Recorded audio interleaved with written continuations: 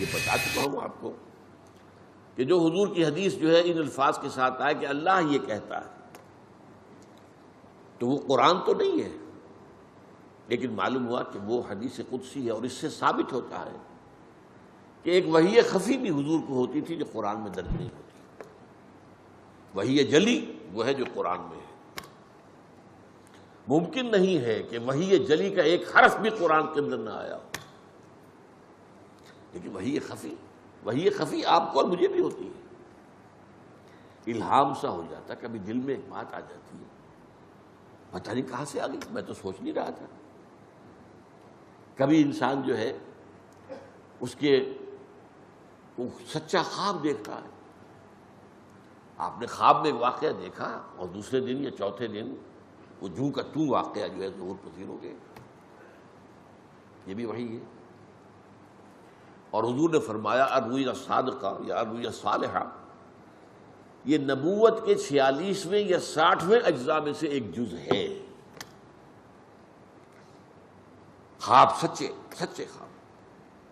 اب ان کی توجیہ میں اس وقت نہیں کر سکتا یہ کیا وجہ ہے، یہ تو آج کا موضوع نہیں ہے، لیکن یہ ہے کہ ظاہر بات ہے کہ اچھا حضور پر جو ہم پر وحی آتی ہے، وحی خفی، الہام، کشف ہو جاتا ہے، کبھی کوئی ایسی چیز نظر آتی ہے کہ جو سامنے نہیں ہے،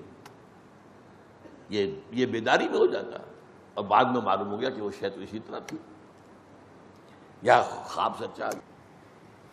لیکن ہماری جو یہ وحی خفی ہے، جو قرآن کہتا ہے کہ شہد کی مکھی کو بھی ہم نے وحی کی، حضرت موسیٰ کی والدہ کو وحی کی کہ گھبراؤ نہیں، اپنے اس بچے کو تم ایک صندوق میں رکھ کر اور ڈال دو نیل میں، ہم ہیں وہ حافظ اس کے۔ لیکن وہ نبی تو نہیں تھے، نبوت تو ہے ہی نہیں، خواتین کے لیے ہے ہی نہیں۔ تو یہ جو وحی خفی ہے نبی پر آتی ہے تو محفوظ ہوتی ہے جیسے وحی جلی، بالکل محفوظ، اس میں کوئی شیطانی اثرات شامل نہیں ہو سکتے، اس میں جنات جو شیاطین جن ہیں وہ آمیزش نہیں کر سکتے۔